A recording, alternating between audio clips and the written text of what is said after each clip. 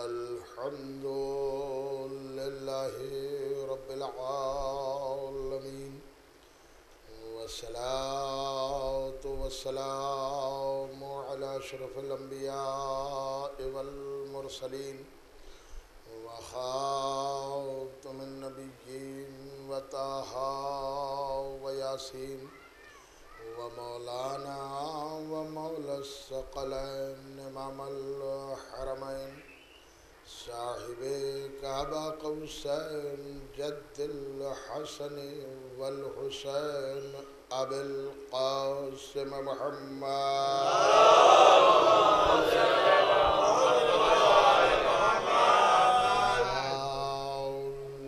أهل بيته الطيبين الطاهرين المعصومين المظلومين ولعنة الله على أعدائهم ومنكر فضائلهم وغاصبي حقوقهم أجمعين من الآن إلى قيام يوم الدين. أما بعد فقد قال الله سبحانه تبارك وتعالى في كتابه المبين وهو أصدق الصادقين وقوله الحق. بسم الله الرحمن الرحيم.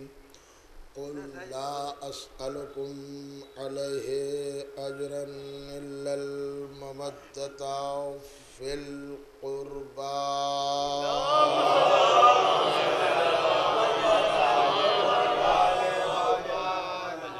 محترم سامعین و برادران ایمانی، عزاداران سید الشہداء، میں نے آپ کی خدمت میں جس آیت کریمہ کی تلاوت کی اور اس کا شرف حاصل کیا، یہ آیت کریمہ قرآن کریم کی بڑی مشہور و معروف آیت کریمہ ہے، اور یہ وہ آیت کریمہ ہے کہ جس میں امام سجاد نے اپنا تعارف بھی کرایا.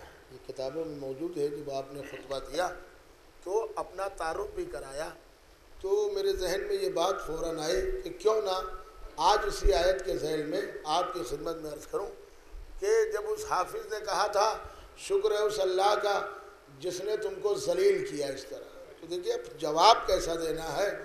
کیا یہ بتا حافظ قرآن، کیا قرآن میں تم نے یہ آیت پڑھی ہے؟ امام ملاحظہ کریں تو یہ امام کے لیے یوں سمجھیے یہ آیت وہ ہے کہ جس سے امام نے اپنی فضیلت بیان کی. یہ معمولی بات نہیں ہے. اچھا، پہلی چیز یہ ہے کہ قرآن اللہ کا کلام ہے اور اس میں کسی بھی مسلمان کو ذرہ برابر شک نہیں ہے، اور اگر شک ہے تو وہ مسلمان نہیں ہے. یہ بھی دیکھیے اب الگ قسم کا جملہ ہے کہ قرآن کے لیے یہ بھی نظریہ ہے ہم ہیں، ہم تو مسلمان ہیں، ہم تو قرآن کے ماننے والے ہیں. جو غیر مسلم ہیں وہ بھی ریسرچ کر کے یہ بتاتے ہیں کہ یہ دنیا کی کتاب نہیں ہے، یہ ادھر سے آئی ہوئی کتاب ہے. اب میں کتنے واقعات بتا دوں، بس اتنا آپ یاد رکھیے یہ ادھر سے. اچھا دیکھیے یہ بھی ہے کہ قرآن کے لیے اللہ نے خود قرآن میں کہا ہے کہ دیکھو جب قرآن پڑھا جائے تو تم اسے غور سے سنو تاکہ اس کے ذریعے سے اللہ تم پر رحم کرے.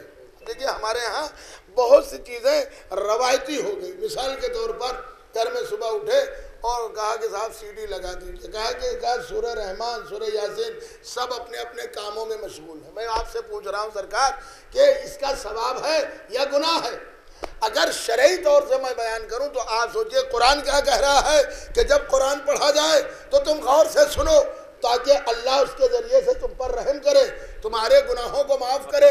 اسی لیے پیغمبر نے فرمایا کہ اگر کوئی قرآن کی ایک آیت پڑھتا ہے اور اس میں جتنے بھی حرف ہیں اتنے گناہ اس کے نامہ اعمال سے ختم کر دیے جاتے ہیں لیکن سننے پر.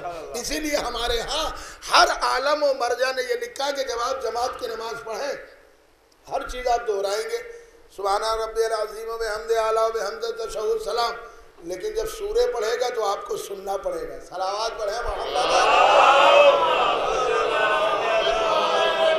تو پہلی چیز تو یہ ہے کہ قرآن جب پڑھا جائے تو اسے غور سے سنو تاکہ اس کے ذریعے سے اللہ تم پر رحم کرے۔ اسی لیے حکم ہے کہ اتنی دیر قرآن، جتنی دیر آپ کا دل لگ رہا ہے تو اتنی دیر آپ قرآن کی تلاوت لگائیے، اور اگر آپ اپنے کاموں میں مشغول ہو رہے تو تلاوت بند کر دیجئے، اس لیے کہ سننے والے بھی تو ہونا چاہیے۔ ارے جب مجلس کا اصول ہے کہ اگر سننے والے نہیں ہیں تو ذاکر ختم کر دیتا ہے، ملاحظہ کریں، تو پھر قرآن کی تلاوت کے اصول کو نہ بدلیے۔ اللہ نے قرآن میں کیا کہا؟ دیکھیے اللہ کا کلام ہے، اور یہ قرآن علم ہی علم ہے، یہ اللہ نے مسلمانوں کے لیے نہیں بلکہ پوری دنیا کے لیے۔ اب دنیا میں کسی نے نہیں لیا پیغمبر پر قرآن نازل ہو، میں آپ سے پوچھ رہا ہوں کہ صاحب نبی پر قرآن نازل ہوا؟ دیکھیے قرآن الگ ہے، قرآن کی بات اور روایت کی بات الگ ہے۔ قرآن کتنے دنوں میں نازل ہوا پوچھئے، میں پوچھ رہا ہوں پڑھے لکھوں سے کہ صاحب 23 سال میں قرآن نازل ہوا نا، اور آیتیں ہی آیتیں آئی ہیں، کہیں چھوٹا سورہ آیا ورنہ آیتیں، کہیں پارا آیا ہے نہیں آیا، تو جب پارا آیا ہی نہیں ہے تو پارا کہاں سے لائے آپ؟ ملاحظہ کریں، عربی میں جب پے آتا ہی نہیں ہے تو آپ پے لائے کہاں سے؟ جب عربی میں الفابیٹ کے اعتبار سے پے ہے ہی نہیں۔ اچھا دیکھیے قرآن تو غور کا نام ہے اور قرآن فکر کا نام ہے۔ اچھا الفابیٹ کے اعتبار سے پہلا حرف الف ہے تو اللہ نے قرآن کو پے سے کیوں شروع کیا؟ پوری توجہ نا، بسم اللہ الرحمن الرحیم، اور ختم کیا ہے سین پر، یوسوسو فی صدور الناس من الجنۃ والناس، تو سین پہ ختم ہوا۔ اب اگر ان دونوں لفظوں کو جوڑ دے تو ایک جملہ بن جائے گا بس۔ ملاحظہ کرے بھائی، اس میں بھی تو راز ہے بھائی، اول کو جوڑیے آخر کو جوڑیے، کچھ نہ کچھ تو بنے گا۔ جب اول و آخر کو ملایا، بے اور سین کو ملایا تو لفظ بن گیا بس۔ گویا اللہ کہنا چاہتا ہے کہ جو کچھ ہے بس قرآن میں ہے، جو کچھ ہے بس قرآن میں ہے۔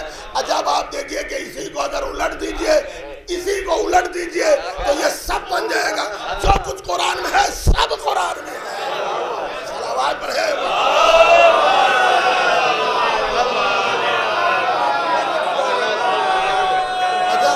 ہم کہہ رہے ہیں کہ بے کی بات، دیکھیے میں ایک جملہ کہہ دوں، جتنا میں پڑھ رہا ہوں ریکارڈ ہو رہا ہے، آپ بھی ریکارڈ کر لیجئے پورے روایت، اور ایسے نہیں کہ جو کتاب میں روایت لکھی وہ پڑھے دے رہا ہوں، بہت اعتبار سے پوچھ کے جو سمجھ میں نہیں آ رہے۔ دیکھیے پہلے لفظ نہیں تھے، جب لفظوں کی ایجاد نہیں تھی، جناب منظر کاظمی صاحب نے کتاب میں لکھا پہلے لفظوں کی ایجاد نہیں تھی۔ پھر اس وقت بادشاہ عمرہ کیا کرتے تھے؟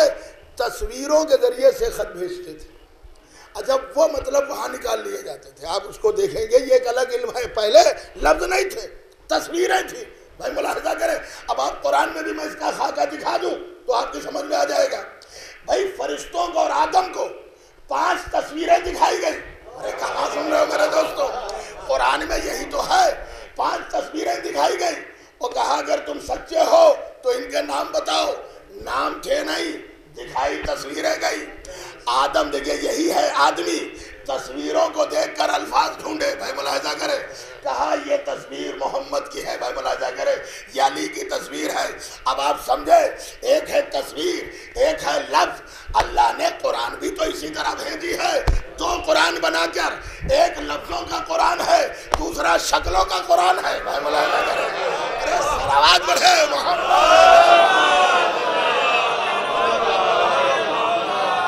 ایک لفظوں کا قرآن ہے اور دوسرا شکلوں کا قرآن ہے۔ دلیل دے دوں؟ ارے مباہلے میں آیتوں پہ آیتیں سناتے رہے نبی، اور یہ کہتے رہے کہ جیسے جناب عیسیٰ بغیر باپ کے پیدا ہوئے اللہ کے بیٹے ہیں، تم کہہ رہے ہو تو آدم تو اس سے زیادہ بیٹے ہونا چاہیے، ان کے نہ ماں ہے نہ باپ۔ آیت آئی تو قرآن نے کہا کہ آدم کے نہ ماں ہے نہ باپ مگر اللہ کے بندے ہیں۔ اسی طرح یہ بھی عیسیٰ بغیر باپ کے پیدا ہوئے مگر اللہ کے بیٹے نہیں ہیں، بندے ہیں، مگر وہ ماننے پہ تیار رہے ہوئے۔ اللہ نے کہا اب یہ آیتیں بند کرو، لفظوں کو بند کرو، اب انہیں مباہلے میں تصویریں دکھاؤ۔ پوری توجہ، اگر متوجہ ہو تو آپ میں جملہ آپ کی خدمت میں، لیکن آدم کو بھی تصویریں دکھائی گئی۔ تو اب پہلے زمانے میں لفظوں کا وجود نہیں، پھر کیا تھا؟ کہا صاحب تصویروں کے ذریعے سے، تصویروں سے ہی لفظ بنے ہیں۔ اب آپ کہیں گے کیسے؟ یہ ایک الگ علم ہے۔ کیا مطلب؟ یہ جو جیم بنا ہے، جیم ہو چاہے ہے ہو چاہے خے ہو، یہ اونٹ کے بیٹھے ہوئے کی شکل ہے۔ یہ کتابوں میں لکھا ہے، پڑھ لیجیے۔ وہ جیم جو ہے، پہلے جیم نہیں تھا، یہ اونٹ تھا جو بیٹھا ہوا۔ اسی کی شکل میں جیم بنا دیا. دیکھیں اونٹ کی گردن بڑی ہوتی ہے ویسے ہوتا ہے. اور جیم سے ملاحظہ کریں, جیم سے جمل بھی ہے, اور جمل مانے اونٹ. یہ جو شین بنا ہے تو یہ خالی جو شین ہے یہ ہے درخت, اور اس میں جو 3 نقطے ہیں یہ ہے پرندے جو اڑ رہے ہیں. تو اب آپ ملاحظہ کریں اس سے بنا ہے شین, ملاحظہ کریں, اور شین سے شجرمانی ہوتے ہیں.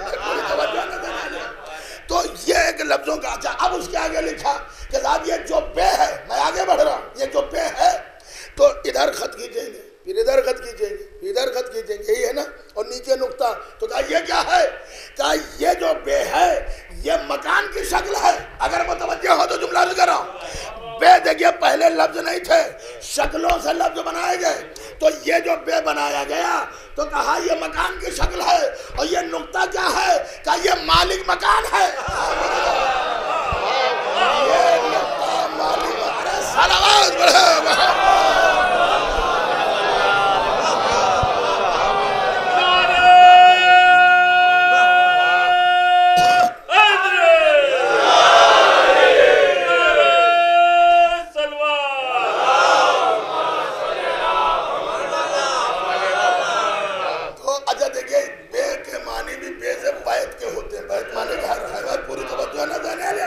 یہ ایک الگ چیز میں آپ کی خدمت میں اور بہت ہی اعتبار سے عرض کر رہا ہوں, یہی قاعدہ تھا. تو اب بے کیا ہے؟ کذاب مکان کی شکل, اور یہ جو بے کے نیچے نقطہ ہے کا مالک مکان ہے. سلام ہو یا علی آپ کے مرتبے پر, یا علی آپ کے علم پر. اب کسی کے لیے اب مولا کہہ سکتے تھے میں شین کا نقطہ, میں زواد کا نقطہ, میں خے کا نقطہ, میں نون کا نقطہ, توجہ دے. لیکن آپ نے فرمایا میں بے کا نقطہ, اس لیے مکان ہے تو دروازہ بھی ہو. مکان ہے تو دروازہ, اس لیے مولا نے فرمایا انا نقطہ تو تحت الباب, میں وہ نقطہ ہوں جو بے کے نیچے دیا جاتا ہے. اب پھر پڑھ لیجئے, مسلمانوں کے بہت بڑے عالم دین, بہت بڑے عالم دین, انہوں نے تفسیر لکھی ہے در منصور, علامہ جلال الدین سیوطی, عالم اہل سنت. اگر نہ ملے کتاب میں تو تفسیر میں تو میں ذمہ دار ہوں. یہ عالم اہل سنت انہوں نے اپنی کتاب میں لکھا کہ امیر شام نے مسجد نبوی میں نماز پڑھائی, وہ الحمد سے شروع کر دیا, بیچ میں لوگ ٹوکتے رہے بسم اللہ مگر کہا نہیں, ساری نمازیں اس نے ویسے ہی پڑھا دی. تو لوگوں نے ٹوک دیا, کہا امیر شام تو نے چوری کی ہے. کہا کون سی چوری کی ہے؟ کہا بسم اللہ چورا لیا. تو نے نماز میں بسم اللہ نہیں کہا. کہا تمہیں معلوم نہیں ہے میں نے جان بوجھ کے بسم اللہ نہیں کہا. کہا کیوں نہیں کہا؟ کہا ہمیں معلوم ہے بسم اللہ کی بے میں علی ہے. ارے صلوات پڑھے.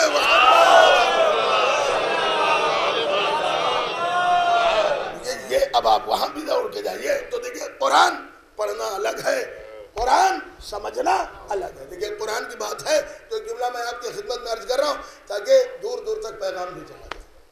میں زیادہ نہیں کہہ رہا ہوں, اگر مسلمان قرآن کو سمجھ لے تو اہل بیت کے بہت قریب آ جائے گا. اچھا ہمارے ہاں مومنین دیکھیں میں پتھر نہیں مارتا ہوں, میں گزارش کرتا ہوں. ٹھیک ہے, میں پتھر نہیں مارتا ہوں, گزارش کرتا ہوں. دیکھیں 2-3 چیزوں کی گزارش بھی ہے. پہلی چیز تو یہ ہے کہ اگر آپ مجلس میں آئیے تو فرش اعضا پہ آئیے. یہ بھی ایک قسم کے نماز ہے, یہ بھی ایک قسم کی عبادت ہے. اگر آپ نماز پڑھنے گئے مسجد سے باہر کھڑے تو کون سی نماز آپ کی ہو جائے گی؟ ہم ملاحظہ کریں تو فرش اعضا پر دیکھیں یہ کرسیاں جو پڑی رہتی ہیں یہ ان کے لیے ہے کہ جو مجبور ہیں بیچارے نہیں آ سکتے ہیں. اس طرح دیکھیے عام طور سے یہ ہو رہا ہے, یہ ان کو بیٹھنے دیجیے, لیکن کم سے کم جو نوجوان ہیں یا جو چل پھر سکتے ہیں یا اس طرح بیٹھ سکتے ہیں انہیں فرش اعضا پہ آنا چاہیے. اس لیے کہ معصومہ کرسی پہ نہیں بیٹھتی, فرش اعضا پہ بیٹھتی ہے. دیکھیے ملاحظہ کریں. اب جملہ میں نے ایک جملہ تو آپ کی خدمت میں عرض کر دیا, آپ جگہ جگہ جائیے. بھائی ایک جملے کی گزارش تھی جو میں نے عرض کر دیا. جو کہنا چاہتا تھا کہ قرآن سمجھنا اور ہے, قرآن کا پڑھنا اور ہے. اگر دنیا کے مسلمان قرآن سے وابستہ ہو جائے تو اہل بیت کی فضیلت خود بخود سامنے آ جائے گی. اب آپ کہیں گے کیسے؟ جناب عبداللہ ابن عباس قرآن پڑھا کرتے تھے, تو امیر شام نے کہا کہ دیکھو قرآن نہ پڑھنا. اب پھر سنیے, وہ کہا اچھا میں قرآن نہیں پڑھوں گا, اب علی کے فضائل بیان کرنے لگے. وہ کہا منع کیا ہے کہ علی کے فضائل نہ بیان کرنا. وہ کہا تو نے بتایا تھا وہ چھوڑ دیا اب یہ بھی چھوڑ دوں. کہا ہاں علی کے فضائل بیان نہ کرنا. پابندی سب جگہ لگ گئی. میں تمہارا احترام کر رہا ہوں اس لیے کہ تم قرآن کے بہت بڑے عالم ہو. اب علی کے فضائل نہ بیان کرنا. تو عبداللہ ابن عباس نے کہا کیا تو مجھے قرآن پڑھنے سے روکتا ہے؟ کہ نہیں قرآن خوب پڑھو مگر فضائل علی نہ بیان کرو. کیا تجھے معلوم نہیں ہے جو علی کے فضائل ہے وہی قرآن کی تلاوت ہے؟ جو قرآن کے فضائل ہے وہی قرآن کا. بس عزیزو جملہ ملاحظہ کرے. میں کہاں تک آپ کی خدمت میں عرض کرنے جا رہا ہوں جہاں تک میں لے جاؤں. دیکھیے قرآن کیا کہہ رہا ہے قُلْ لَا أَسْأَلُكُمْ عَلَيْهِ أَجْرًا إِلَّا الْمَوَدَّةَ فِي الْقُرْبَى. ہم نے ترجمہ کیا اور چلے گئے. لیکن اب سمجھئے قُل قُل کے معنی کہہ دو. ٹھیک. لا أَسْأَلُكُمْ تم سے کوئی سوال نہیں کیا جا رہا. اس کا مطلب پہلے انکار ہے. جہاں لا اور الا ہو سمجھ لیجئے مسئلہ کچھ عجیب ہے. لا أَسْأَلُكُمْ عَلَيْهِ أَجْرًا إِلَّا الْمَوَدَّةَ. دیکھیں لا اور الا ہے اس کا بیان کیا ہوتا ہے؟ لا کے ذریعے سے پہلے انکار ہے پھر الا کے ذریعے سے ایک کا اقرار ہوتا ہے. یہ 10 ہے تو 10 میں ہمیں ایک کو بنانا ہے تو یہاں پہ لا و الا کا بیان ہوگا. جیسے آپ نے کہا لا الہ کوئی اللہ نہیں ہے. ارے ہے کیسے نہیں اللہ؟ لیکن کلمے میں تو یہی ہے. لا الہ کا مطلب آپ بتا دیجئے. لا مانے نہیں الہ مانے اللہ. لا الہ کوئی اللہ نہیں ہے تو یہ تو کفر ہو گیا. معصوم سے پوچھا گیا مولا یہ کیا ہے؟ کہ یہی ایک کلمہ ہے. آدھا حصہ کفر ہے آدھا حصہ ایمان ہے. جب آپ نے کہا لا الہ تو یہ کفر ہو گیا کوئی اللہ نہیں ہے. پھر آپ نے کہا الا اللہ سوائے ایک اللہ کے. تو یہ کہلانا چاہیے تھا اللہ ایک ہے. یہ لا الہ کیوں کہلایا؟ کہا اس کے ذریعے سے باطل خداؤں کا انکار ہے. کیا کر رہے ہو بھائی؟ لا الہ کے ذریعے سے باطل خداؤں کا انکار ہے. یہ بات تو سمجھ میں آ گئی کہ لا اور اللہ کا عمل. آگے اور بڑھتے جائیے. میں پھر آپ کی خدمت میں عرض کر رہا ہوں تاکہ اب اور بات آسان ہے. لا فتح کوئی جوان نہیں ہے. کیا سن رہے ہیں؟ تو لا کے ذریعے سے انکار ہوا. اب کوئی جوان نہیں ہے الا علی. الا علی. لا سیف کوئی تلوار نہیں ہے الا ذوالفقار. تو اب لا اور اللہ کا عمل ہو گیا. تو لا سألکم علیہ اجرا. دیکھو تم سے کوئی سوال نہیں کوئی اجر نہیں چاہتے. ٹھیک. الا المودۃ فی القربى. اب مجھے تھوڑا ترجمے سے تھوڑا سا بغیر ہے. لکھا ہے سوائے کہ رسول کے قرابت دار کی محبت یا مودت. اس میں رسول کہاں سے آ گئے؟ میں آپ سے پوچھ رہا ہوں. دیکھیے عربی میں گرامر آپ پڑھیے. قربا یہ واحد مؤنث ہے. Female single female. قربا کیا ہے؟ Single female. تو اس کا مطلب کوئی ایک عورت ہے ایک خاتون ہے جس کی محبت کو اللہ نے مانگا. دیکھیں اس میں رسول نہیں ہے. اب آپ کہیں گے یہ قربا جو ہے فیمیل ہے اور واحد ہے سنگل ہے. اب آپ کہیں گے نبی کی بیویاں مراد ہیں. تو اگر نبی کی بیویاں ہیں تو 11 ہیں. دیکھیں ملاحظہ کریں تو یہ جمع میں آنا چاہیے لیکن یہ قربا ہے. اچھا آپ قربا آپ سمجھیے. دیکھیے ہمارے ہاں بولا جاتا ہے اکبر کبرا. تو اکبر جو ہے یہ مذکر ہوا اور کبرا مؤنث. اصغر صغرا. اصغر مذکر دیکھیں سب واحد ہو رہا ہے. افضل فضلا. ویسے ہی یہ آیا ہے اقرب قربا. تو اب اللہ نے کیا کہا؟ قرابت رکھنے والے کی محبت قرابت رکھنے والی کی محبت. اب یہ قربا دیکھتے چلے جاؤ. تمہیں قرآن میں قربا مل جائے تو سمجھ لینا کوئی ایک عورت ہے جس کی محبت کو اللہ نے جزو ایمان قرار دیا. ملاحظہ کریں پوری توجہ. اچھا میں پھر دوسری آیت ہی کا سہارا لے رہا ہوں. حدیث نہیں اللہ کو کے حکم سے رسول کو حکم ہوا. یہ آیت 2 طرح سے ہے. فَآتِ ذَا الْقُرْبَى حَقَّهُ. فَآتِ ذَا الْقُرْبَى حَقَّهُ. رسول اپنے قربا کا حق دے دو. دیکھیے اب یہ قربا کون ہے؟ جس کا حق نبی دے دیں اس کو ہی وہی قربا ہے. اب کتاب پڑھیے جاگیر فدق. پیغمبر نے جناب زہرا کو بلایا اور اپنے ہاتھوں سے ایک دستاویز لکھی کہ یہ باغ فدق. اب آپ قرآن کی تفسیر میں پڑھیے. یہ میں باغ فدق اللہ کے حکم سے خدیجہ کے احسان سے اپنی بیٹی فاطمہ زہرا کو ہبہ کر رہا ہوں اور میں قربا کے حق سے ادا ہو رہا ہوں۔ میں یہ قربا، جب یہ آیت نازل ہوئی وَآتِ ذَا الْقُرْبَىٰ کو رسول اپنے قربا کا، یعنی جو قرابت دار ہے، تو اس میں دیکھیے یہ ایک ہی عورت ہے۔ اب آپ دیکھ لیجئے پیغمبر نے فاطمہ زہرا کو دستاویز لکھ دی۔ اچھا پھر کیا ہوا کہ پیغمبر دنیا سے چلے گئے، وہ فدق کا مسئلہ آ گیا۔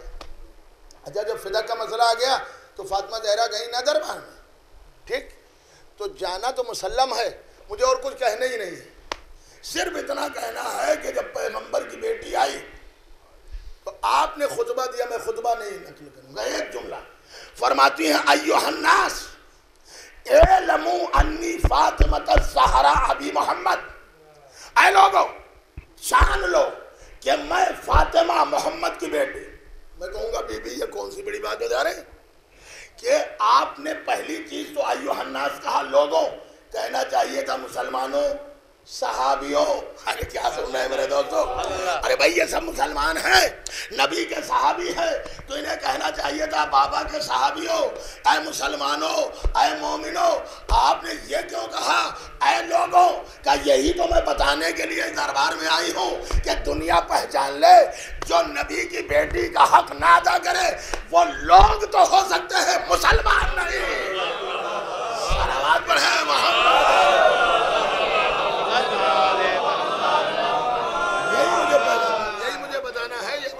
دینا ہے کہ جو نبی کی بیٹی کا حق نہ ادا کر سکے وہ لوگ ہو سکتے ہیں، مسلمان نہیں ہو سکتے۔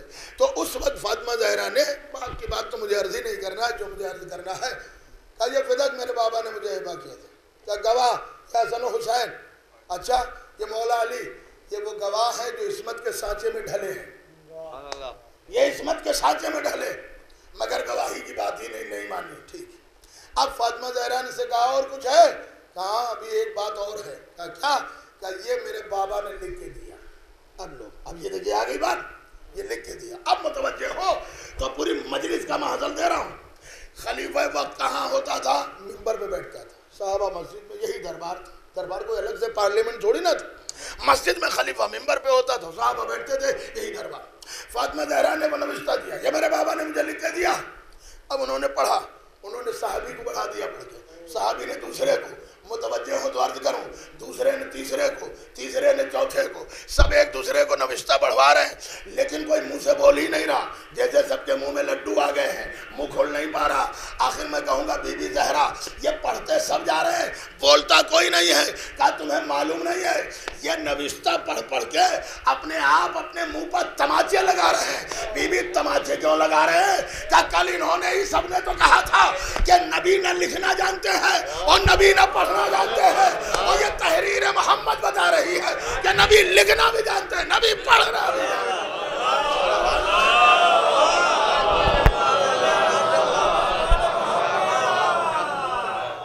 تم تو کہہ رہے تھے نبی لکھنا ہی نہیں جانتے، کہہ رہے تھے نبی لکھنا پڑھنا جانتے ہی نہیں، تو پھر یہ تحریر کس کی ہے؟ اس کا مطلب ہے کہ نبی لکھنا بھی جانتے ہیں اور نبی پڑھنا بھی جانتے ہیں۔ اچھا دیکھیے، محبت خریدی نہیں جاتی، اگر دنیا کی ساری دولت دے دی جائے تب بھی محبت کو خریدا نہیں جاتا، محبت ہو جاتی ہے، ملاحظہ کریں، محبت کی نہیں جاتی۔ اچھا ہوتی محبت کیسے ہے؟ ذات سے، صفات سے۔ آپ کہیں گے کیسے؟ ہمیں آپ سے محبت ہے اور آپ کو ہم سے محبت ہے، کیوں؟ ایک ذات کے ہیں، یعنی آپ بھی شیعہ ہم بھی شیعہ، دیکھیں ملاحظہ کریں، تو محبت ذات سے پیدا ہوتی، پھر صفات سے پیدا ہوتی۔ کوئی شاعر ہے، کوئی انجینئر ہے، کوئی ذاکر ہے، کوئی عالم ہے، میں دیکھیں یہ وہ چیزیں ہیں جس میں صفات پیدا ہوتا جا رہا ہے، تو یہ محبت بڑھتی جا رہی ہے۔ اب آپ جملہ آپ کی خدمت میں عرض کروں، دیکھیے اب اگر سنیے گا تو محبت کے لیے جملہ عرض کر رہا ہوں تاکہ آپ کے ذہن عالیہ میں آ جائے۔ پیغمبر کو کائنات میں، دیکھیے ایک دل میں یہ حدیث ہے، دو محبتیں نہیں رکتی، ایک محبت۔ پیغمبر اپنے بیٹے جناب ابراہیم کو اپنے بائیں بازو پر لیے ہوئے تھے اور اپنے نواسے حسین کو داہنے بازو پر۔ یہ جناب ابراہیم، وضاحت کر دوں، جناب ماریہ کے بیٹے تھے اور انہیں بہت چاہتے تھے، یہ پیغمبر کے سب سے آخری اولاد تھے، اور سن 8 ہجری میں پیدا ہوئے، وہ 18 مہینے بعد انتقال کر گئے۔ یہ نہیں بہت چاہتے تھے، اب آپ ملاحظہ کریں گے کیوں انتقال کر گئے؟ مباہلے سے پہلے ان کا انتقال ہو گیا۔ ارے مباہلہ ہوا ہے سن 10 ہجری میں اور یہ 8 ہجری میں ولادت ہوئی ہے، تو جناب ابراہیم 1 سال سے زیادہ ہوئے تھے۔ اچھا کچھ تھوڑا سن کم زیادہ تو تھا ہی، لہذا جناب ابراہیم کو ایک زانو پر اور ایک زانو پر مولا حسین، اور دونوں کو پیار کر رہے تھے، دونوں پہ نثار ہو رہے تھے، کہہ رہے تھے میں تم دونوں کا نثار ہو جاؤں، تم دونوں سے محبت کرتا ہوں، میں تم دونوں کو چاہتا ہوں، تم دونوں میرے نور نظر ہو، تم دونوں میرے لخت جگر ہو، تم دونوں میرے کلیجے کے ٹکڑے ہو، بار بار چومتے تھے۔ اب عزیزو عمل دیکھیے، ادھر سے جبریل آ گئے کہ اللہ کے رسول، اللہ کا حکم ہے ایک نیام میں 2 تلواریں نہیں رہیں گی۔ کیا بات ہے؟ اللہ کا حکم ہے کہ یا تو حسین کی محبت لیجئے یا تو اپنے بیٹے ابراہیم کی محبت، اور دونوں کے بارے میں بتایا کہ دیکھو یہ آپ کا بیٹا ابراہیم ہے، اس سے آپ کا نام چلے گا۔ میں کیا عرض کر رہا ہوں بھائی سنیے، اس سے آپ کا نام چلے گا، اور یہ جو آپ کا نواسہ حسین ہے اس سے آپ کا اسلام چلے گا۔ ملاحظہ کریں، ملاحظہ کریں، یہ بیٹا آپ کا ابراہیم ہے، اس سے آپ کا نام چلے گا، اور یہ آپ کا جو نواسہ حسین ہے اس سے آپ کا اسلام چلے گا۔ اب اللہ کا حکم ہے کہ چاہے نام لے لیجئے اور چاہے اسلام لے لیجئے۔ بھائی ملاحظہ کریں، تو اب پیغمبر نے فرمایا کہ جبریل اللہ سے کہہ دو میں اپنے نام کو اسلام پہ قربان کر رہا ہوں۔ بھائی ملاحظہ کریں، میں اپنے نام کو اسلام پہ، سمجھ گیا نا؟ نام کون ہے؟ ابراہیم، اسلام کون ہے؟ حسین۔ ارے خواجہ نے بعد میں کہا، پیغمبر نے پہلے کہا۔ بھائی ملاحظہ کریں، اسلام حسین ہے، تو کہا یہ بیٹا آپ کا، اس سے آپ کا نام چلے گا، یہ نواسہ اس سے آپ کا اسلام چلے گا۔ اب ایک لے لیجئے، یا تو نام یا تو اسلام۔ کہ اللہ سے کہہ دو میں اپنے نام کو اسلام پہ قربان کر رہا ہوں۔ بھائی ملاحظہ کرے، پھر جبریل پلٹ کر آئے، کہا اگر آپ کا یہ دل ہے کہ اپنے بیٹے کو قربان کر رہے ہیں نواسے پر، اپنے نام کو اسلام پر قربان کر رہے ہیں، تو اللہ بھی یہ ضمانت دے رہا ہے کہ اسلام پر آپ نے نام کو قبول کر لیا تو اب جب تک اسلام باقی رہے گا محمد تمہارا نام باقی رہے گا۔ بھائی ملاحظہ کرے، ارے صلوات پڑھے محمد۔ جب تک اسلام باقی رہے گا محمد تمہارا نام بھی باقی۔ اب آپ کہیں گے کیسے؟ پھر وہیں پہ آ جائے۔ دیکھیے 2 تھے مگر خالق نے کہا ایک کی محبت لو، سلام ہو۔ مجھے معلوم نہیں ہے کہ 2 زانوں پر ایک نواسہ ایک بیٹے تو ہے۔ اب ایک منظر میں اور دکھا رہا ہوں تاکہ بات آگے بڑھ جائے محبت کی۔ اب منظر کہاں کا ہے؟ یہ کسی گھر کا منظر نہیں ہے، سب سے بڑی کائنات کی مسجد کا منظر ہے۔ رسول دونوں نواسوں کو کاندھے پر لیے ہوئے ہیں اور اس طرح چل رہے ہیں جیسے کوئی ناکا چلتا ہو، اور بولتے بھی جا رہے ہیں الاف الاف۔ مہار ناکا بچوں کے ہاتھ میں ہے، کچھ حسن کے ہاتھ میں زلفیں، کچھ حسین کے ہاتھ میں زلفیں۔ میں کہوں گا اللہ کے رسول ایک کے ہاتھ میں دیجئے، اس لیے کہ اگر دونوں میں ایک ادھر موڑے تو ایک ادھر موڑے تو آپ کدھر مڑیں گے؟ کہا یہی تو بتانا چاہتا ہوں کہ نادان میرے بچے امام ہیں، امامت میں کوئی اختلاف نہیں ہے۔ میرے بچے یہ امام ہیں، امامت میں کوئی اختلاف نہیں ہے، اسی لیے میں نے دونوں کو یہ لجام دیا۔ بس عزیزو اب جملہ سنیے چاہے جیسے سنیے۔ پیغمبر جب اس طرح مسجد میں پہنچے تو اب میں نام نہیں لوں گا، دیکھیں نام میں مزہ ہی نہیں آتا، جو صفات میں، دیکھیں صفات میں بتا رہا ہوں۔ تو ایک بوڑھا بول پڑا۔ اب یہ کون تھا بوڑھا؟ اب ڈھونڈیے آپ، نام میں بتایا جا رہا ہوں، کیا صفات میں بتایا جا رہا ہوں، پہنچیے آپ۔ ایک بوڑھا بول پڑا۔ یہ کون تھا بوڑھا؟ یہ وہی تھا جو ہر نامناسب موقع پر بولا کرتا تھا۔ اب اس سے بہتر جملہ کیا تھا کہ جو ہر نامناسب موقع پر بولا کرتا تھا۔ اے رسول مانگ رہے تھے کہ قلم لاؤ، اور وہاں پہ بول دیا نہیں دے گے، تو وہ بوڑھا تھا جو ہر نامناسب جگہ پر بولا کرتا تھا کہ کیا اچھی سواری ہے۔ تو پیغمبر نے کہا یہ کیوں نہیں کہتے ہو کیا اچھے سوار ہیں؟ کیونکہ سواری سے بہتر سوار ہوتا ہے۔ بھائی ملاحظہ کریں، اب کہیے تو جملہ آپ کی خدمت میں عرض کر دوں۔ شیخ عبد علی حویزی نے اپنی کتاب میں تفسیر میں لکھا کہ جب جناب سلیمان چونٹیوں کی وادی سے گزر رہے تھے، ایک چونٹی نے کہا کیا اپنے اپنے بلوں میں چلی جاؤ کہ ایسا نہ ہو کہ سلیمان کا لشکر کچل دے۔ ہوا نے بات وہاں پہنچائی، تخت اترا. اب یہ وادی ہے بے شمار چونٹیاں، بے شمار چونٹیاں. تو جناب سلیمان نے ایک چونٹی کو ہاتھ پہ لیا اور کہا کیا نبی کسی پر ظلم کر سکتا؟ تم نے یہ کہا کیوں؟ کہا اللہ کے رسول آپ معصوم ہیں، آپ کی فوج معصوم نہیں ہے. آپ معصوم ہیں، آپ کی فوج معصوم تھوڑی نہ ہے. اور پھر یہ میری عبادت کا وقت ہے، میں نے اپنی قوم کو ڈرایا ہے، میں ان کی سردار ہوں. سردار کا کام ہے اپنی قوم کو ڈرائے. ملاحظہ کرے ہاں کیا ڈرایا ہے کہ یہ ہماری عبادت کا وقت ہے، اور یہ آپ کے جاہو حشم کو دیکھ رہی تھی تو ہماری عبادت قضا ہو جاتی. اسی لیے ہم نے اصول بنا دیا. سردار کہتی ہم نے اصول بنا دیا کہ ہم عبادت کے وقت کسی کی زیارت نہیں کرتے. ارے کہاں سن رہے ہو میرے دوستو؟ ہم عبادت کے وقت کسی کی زیارت نہیں کرتے. دیکھیے بہت بڑے عالم دین مولوی انتظار حسین صاحب قبلہ امروہوی نے لکھا. دیکھیے قانون وہی رہا ان کا، سردار گزرتے گئے، لیکن اسی موقع پر مولا علی اپنے صحابی جناب ابوذر کے ساتھ آئے، اور وقت بھی وہی تھا جب سلیمان آئے تھے، اور وہی عبادت کا وقت تھا. تو چونٹیوں کے سردار نے کہا اپنے بلوں سے نکل آؤ، اپنے بلوں سے نکل آؤ. میں کہوں گا آخر یہ دوہری باتیں کیوں؟ سلیمان آئے تھے تو وہی وقت تھا تو کہا تھا بلوں میں چلی جاؤ، اور تمہیں نے تمہارا قانون ہے کہ ہم عبادت کے وقت کسی کی زیارت نہیں کرتے، تو اب کیوں بلوں سے بلایا جا رہا ہے؟ کہا کل وہ آیا تھا کہ اگر دیکھتے تو عبادت قضا ہو جاتی، آج وہ آیا ہے جس کو دیکھنا بھی اللہ کی عبادت ہے. صلوات بڑھے محمد.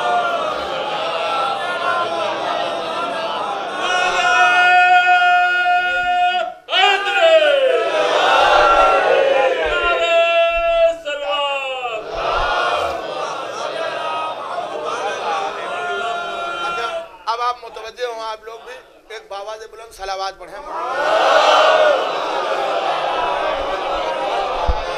تو جناب سلیمان نے، اب دیکھیں شیخ عبد علی حویزی نے اپنی کتاب میں تفسیر میں لکھا ہے، پڑھ لیجئے. جناب سلیمان نے چونٹی کو اٹھایا اپنے ہاتھ پر. تو اب یہ بحث میں آپ سے پوچھ رہا ہوں، یہ تو انہوں نے لکھا اٹھایا، مگر اٹھایا ایک ہی چونٹی کو. کون تھی؟ جو چونٹیوں کی سردار تھی. میں پوچھ رہا ہوں جب یہ لاکھوں چونٹیاں تھیں، بے شمار چونٹیاں تھیں، لاتعداد چونٹیاں تھیں، تو ایک ہی چونٹی کو ہاتھ پر کیوں لیا؟ تو قرآن نے کہا تم نے پڑھ کے غور نہیں کیا، یہ لاکھوں چونٹیاں ہاتھ پہ کیسے لیتے؟ لہذا قرآن نے کہا سمجھو یہ لاکھوں کروڑوں اربوں چونٹیاں تھی، سلیمان نے ہاتھ پر اسی چونٹی کو لیا جو چونٹیوں کی سردار تھی. قرآن نے مزاج بتا دیا، پہنچیے، قرآن نے مزاج بتا دیا جب مجمع لاکھوں کا ہوتا ہے تو ہاتھوں پر اسی کو اٹھایا جاتا ہے. صلوات پڑھے محمد.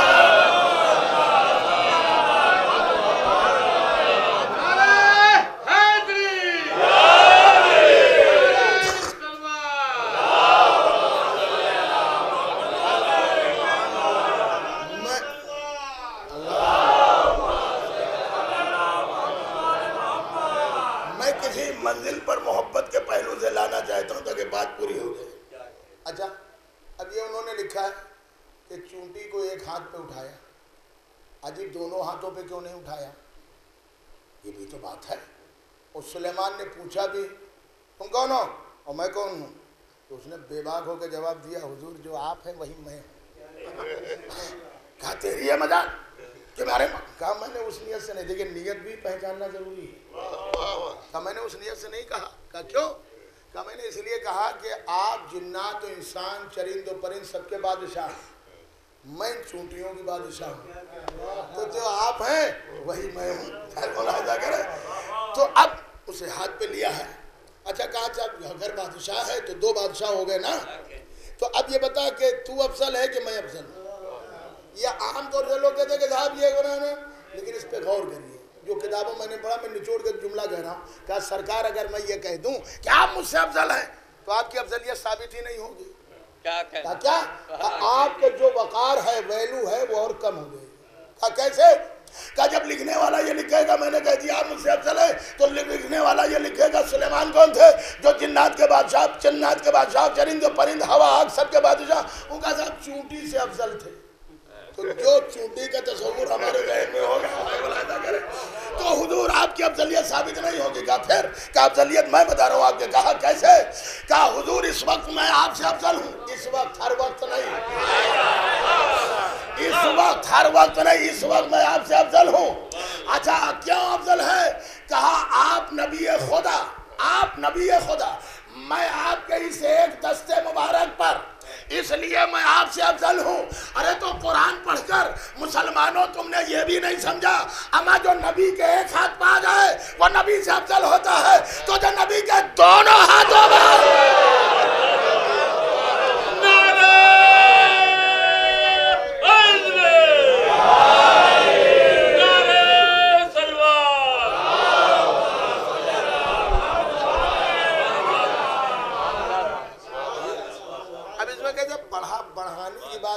سمجھنے کی بات ہمارا عقیدہ یہ ہے کہ کائنات میں سب سے بڑی ہستی اللہ ہے اور اس کے بعد دوسری ہستی محمد ہے اور تیسری ہستی مولا علی ہے صلوات پڑھیں محمد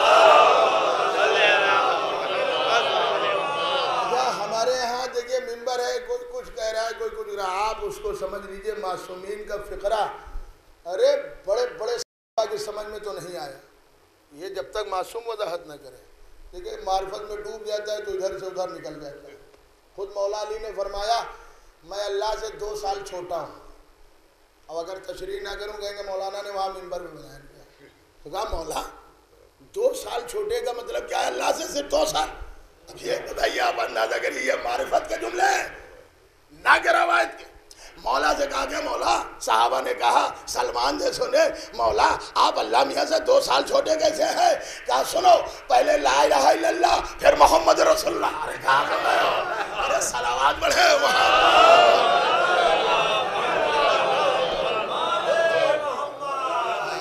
ایک اور بابا سے بلند صلوات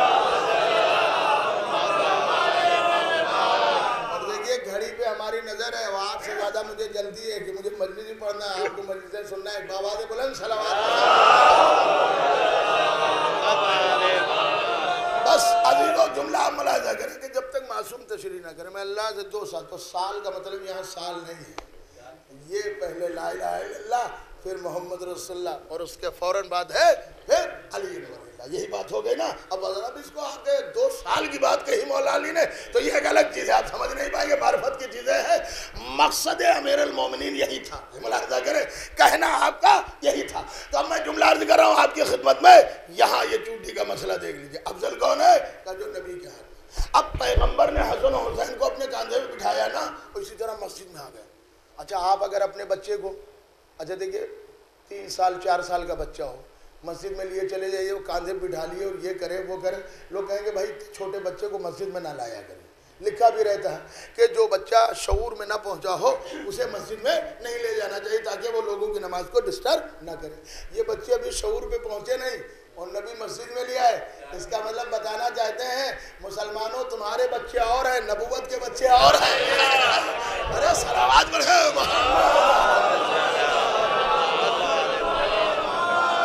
تمہارے بچے اور ہیں اور نبوت کے بچے دیکھیں دونوں کو کاندھے پہ اٹھائے ہوئے ہیں اگر کوئی آج آدمی اس طرح حرکت کر کے مسجد میں لے جائے تو فوراً اس کی ویڈیو بنا لیں اور کہیں گے یہ دیکھیے فلاں جگہ کے عالم ہیں اور یہ مسجد کے پیش امام ہیں اور یہ دیکھیے نماز پڑھانے آئے ہیں یا اپنے بچوں کو یہاں کھلانے آئے ہیں ملاحظہ کریں لیکن کیا کہنا کائنات کا سب سے بڑا رسول اور عید کا موقع ہے اچھا ہمارے یہاں لوگ سمجھتے ہیں جو جتنا بڑا آدمی اس کی بڑی عید بڑے چھوٹے کی نہیں ہے عید جو اللہ کی بارگاہ میں روزے رکھے بھائی ملاحظہ کریں اسی لیے کسی شاعر نے بھی کہا ہے کہ مفلس کی عید ہے نہ تبنگر کی عید ہے مفلس کی عید ہے نہ تبنگر کی عید ہے طاعت گزارے خالق اکبر کی عید ہے اور ایک دوست پر حسین ہے ایک دوست پر حسن چھوٹے بڑے ہیں پھر بھی برابر کی عید ہے صلوات پڑھے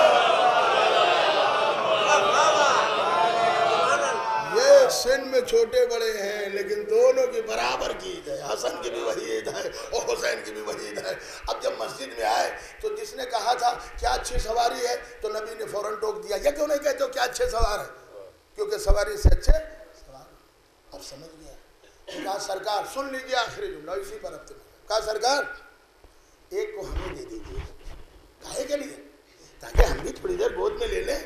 ارے دیکھیے بادشاہ کے بچوں کو لینا فخر ہے. یہ تو کائنات کے بادشاہ ہے. اور میں کہتا ہوں اگر یہ وہاں کی بات نہ سمجھیے تو آج دنیا کی بات سمجھ لیجئے کہ چاپلوسی حکومتوں کی کیسے کی جاتی ہے. بھائی ملاحظہ کریں حکومتوں کی چاپلوسی کیسے کی جاتی ہے. اس کے لیے نہ اللہ نہ رسول نہ امام نہ کعبہ نہ کچھ نہیں، نہ دین نہ دنیا.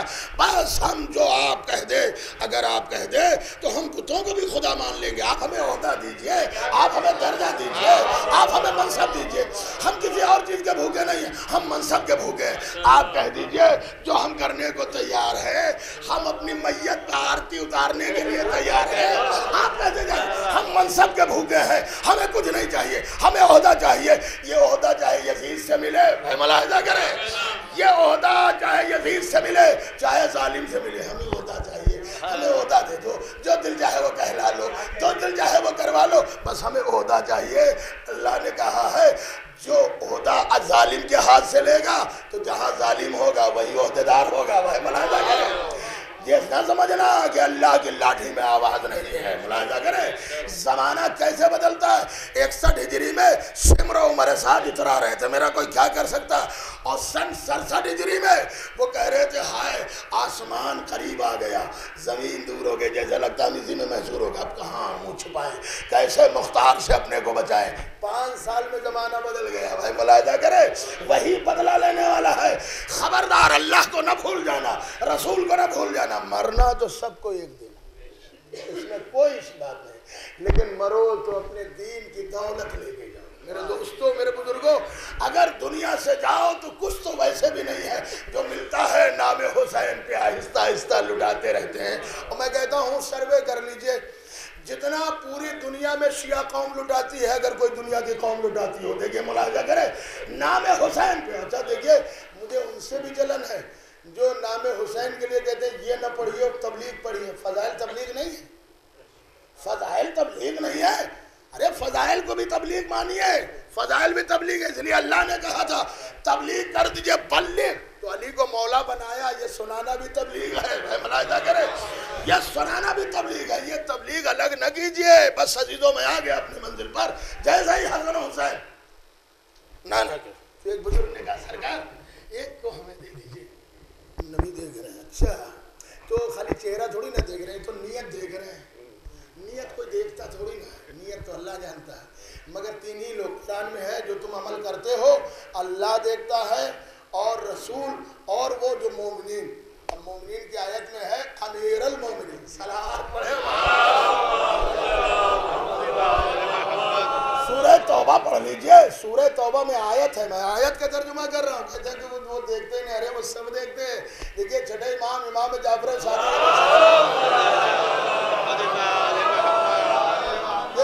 انہوں نے کہا کہ ایک حشام بن حکم یہ چھٹے امام کے بڑے شاگرد تھے. اور سمجھیے امام نے چھٹے امام نے اتنی خدمت کی ہے کہ یہ 12 اماموں کا مذہب ہے مگر مذہب جعفری کہا جاتا ہے، ملت جعفریہ کہا جاتا ہے. اتنی خدمت کی چھٹے امام نے. تو امام کے صحابی تھے، ان سے سوال کیا کہ یہ بتاؤ تمہارے امام چھٹے امام کہتے تھے کہ ہم علم غیب کے مالک ہیں، علم غیب، تو کہیں امام علم غیب رکھتا ہے؟ کیسے امام علم غیب رکھے گا؟ اچھا انہوں نے دیکھیے کیسے سوال کیا. کیا یہ بتاؤ شیطان بہکاتا ہے؟ کہا ہاں. کہا کب بہکاتا ہے؟ کہا جب تم اچھے راستے پہ جاتے ہو، مسجد کی طرف جاؤ گے، نیکی کی طرف جاؤ گے تبھی شیطان. تو کہا شیطان کو پتہ کیسے چلا تم مسجد کی طرف جا رہے ہو؟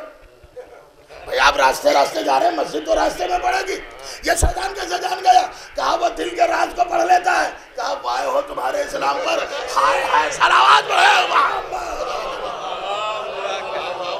آواز بلند صلوات پڑھے.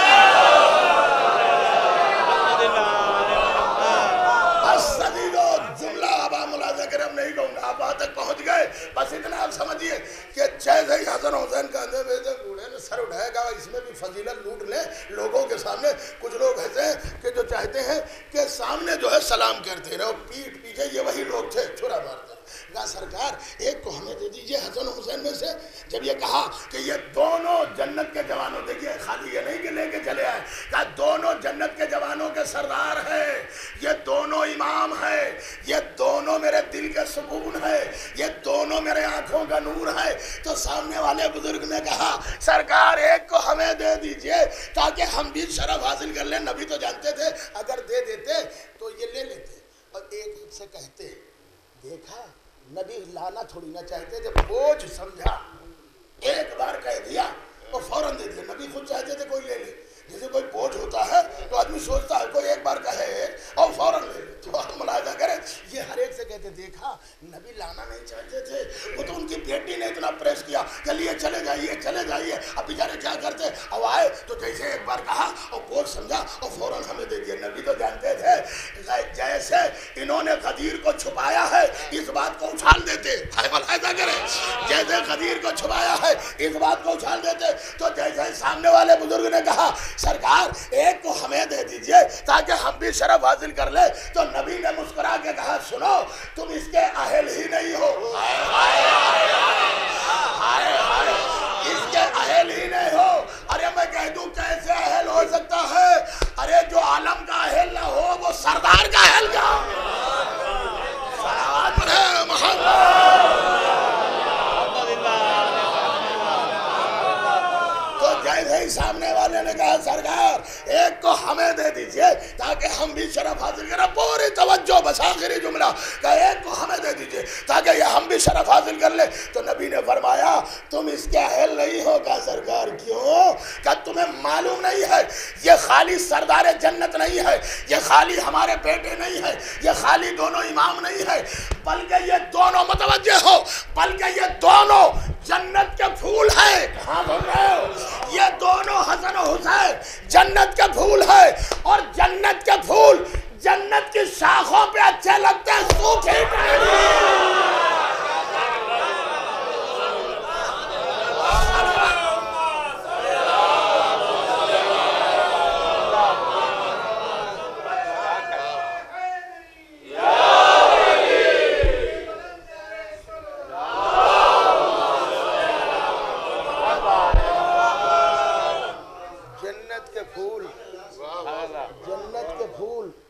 جنت کی شاخوں پہ اچھے لگتے ہیں، سوکھی ٹہنیوں پہ اچھے نہیں۔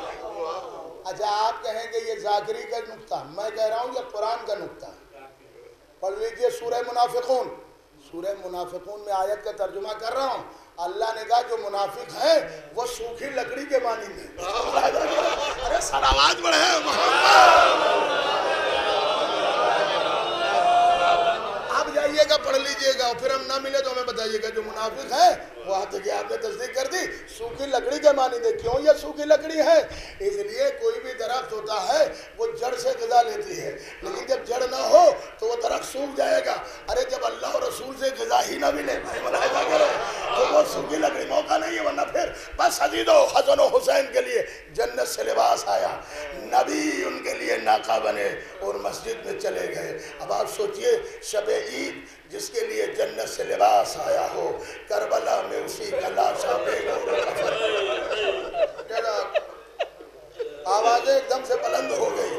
آپ سوچئے جس کے لیے جنت سے لباس آیا، کربلا میں اسی کا لاشا بے گور و کفن پڑا ہوا۔ اور عزیزو میں نہ کہتا مگر امام زمانہ نے سلام کیا ہے، اور شہزادی زینب کا ایک مرثیہ ہے، فرماتی ہے جب 11 محرم کو انہیں ادھر سے گزارا گیا جدھر شہداء کے لاشیں پڑے تھے، آواز دی اے میرے بھیا حسین اگر میرے سر پہ ردا ہوتی تو بھیا میں تیرے جنازے پر ڈال دیتی۔ اللہ میرے بھیا حسین اگر میرے سر پہ ردا ہوتی تو میں تیرے جنازے پر ڈال دیتی، مگر اے میرے بھیا آج زینب کے بھی سر پہ ردا نہیں ہے۔ جزاکم ربکم، اللہ ان آوازوں پہ رحم کرنا، انہیں کوئی غم نہ دینا سوائے غم مظلوم کربلا سے۔ اے میرے بھیا بس عزیزو حسین کو ایک تمنا تھی، سن لیجئے زحمت تمام کر رہا ہوں، کیا حسین کی تمنا تھی کہ ہمارا لاشا عریاں نہ رہے؟ اسی لیے بنی اسد کو بلایا تھا کہ بنی اسد زمین تمہیں ہبہ کر دی، مگر چند شرطوں کے ساتھ۔ مولا کیا شرط ہے؟ کہ پہلی شرط تو یہ ہے کہ جب ہم شہید ہو جائے، جب ہم قتل کر دیے جائے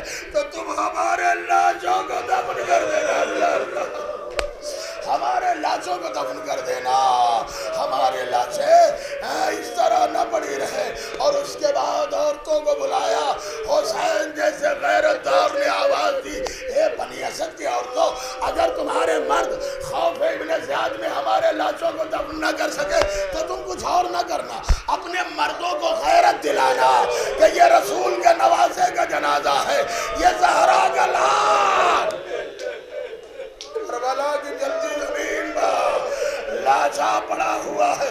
اور اس کے بعد بچوں سے کہا، اے بنی اسد کے بچوں، اگر تمہارے ماں باپ خوف ابن زیاد میں ہمارے لاشوں کو دفن نہ کر سکے تو تم کچھ اور نہ کرنا بچوں، ادھر ٹہلتے ہوئے آ جانا، ایک ایک مشت خاک اٹھانا، ہمارے جنازہ بنا دینا۔ بڑا حسین کو ارمان تھا کہ ہمارے لاش دفن ہو جائے، بس عزیزو، اور حسین کو یہ بھی ارمان تھا کہ ہمیں کفن مل جائے۔ بس عزیزو سنو گے، اسی لیے میں نے کتاب میں پڑھا ہے کہ شہزادی زینب نے جب منظر دیکھ لیا کہ فضہ پرانا لباس لے کے جا رہی ہے، یہ کیا کرنے جا رہی ہو؟ بھیا نے آپ کے لباس منگایا ہے، کہا یہ کیوں نہیں کہتی کہ بھیا نے کفن منگایا ہے؟ اللہ اللہ۔ شہزادی زینب کو، شہزادی زہرا کو ایک مصائب بہت پسند ہے، اور وہ کئی ذاکرین سے کتابوں میں ہے۔ کیا ہے؟ فرمایا کہ میرے حسین کی رخصت پڑھ دو۔ اللہ اللہ۔ ایک بہت بڑے عالم دین موسیٰ بیگ نے اپنی کتاب میں لکھا کہ علامہ مجلسی نے خواب دیکھا کہ جیسے میں بچوں کو پڑھا رہا ہوں اور آ گئی جناب زہرا، پردہ پڑ گیا، کون؟ کہ میں مادر حسین آئی ہوں، سارا بھی میرے ساتھ ہے، حوا بھی میرے ساتھ ہے، ایک آرزو ہے۔ بی بی کیا آرزو ہے؟ اے مادر حسین، اے ٹوٹی پسلیوں والی ماں، اے ٹوٹی پسلیوں والی حسین کی ماں، کیا آرزو ہے ہم غلاموں سے؟ کہا علامہ آج پڑھائی روک دو، آج میرے حسین کی رخصت پڑھ دو۔ بس علامہ نے اشارہ کیا، بچوں نے کتابیں بند کی، یہ خواب دیکھ رہے، اور علامہ مجلسی نے پڑھنا شروع کیا کہ وہ وقت آیا کہ جب حسین رخصت ہونے لگے، مگر زینب نے مسند پہ بٹھایا، کہا بھیا ایک وصیت باقی ہے۔ بہن کو کیا ہے؟ کہ ذرا گلے سے گلوبند ہٹا دیجئے۔ زینب کے کہنے پر حسین نے گلوبند ہٹایا، زینب نے گلے کے بوسے لیے اور یہ جملہ کہا، اے اماں گواہ رہیے گا، میں نے وصیت پہ عمل کر دیا۔ بس حسین کہتے ہیں، بہن ذرا شانوں سے رضا، اے بابا گواہ رہیے گا، میں نے آپ کی وصیت پہ عمل کر دیا۔ حسین بہن سے رخصت ہو رہے ہیں، پر یہی تک علامہ پہنچے تھے کہ ایک بار پردے سے آواز آئی، علامہ مجلسی مصائب روک دو۔ کہا کیا ہوا؟ کہ نبی کی بیٹی غش کھا گئی، زہرا کو غش آ گیا۔ علامہ نے مصائب روک دیے۔ میں اتنا ضرور کہوں گا، اے مادر حسین، اے بی بی زہرا، اور ایک ذاکر سے اپنے لال کی رخصت سنی، آپ برداشت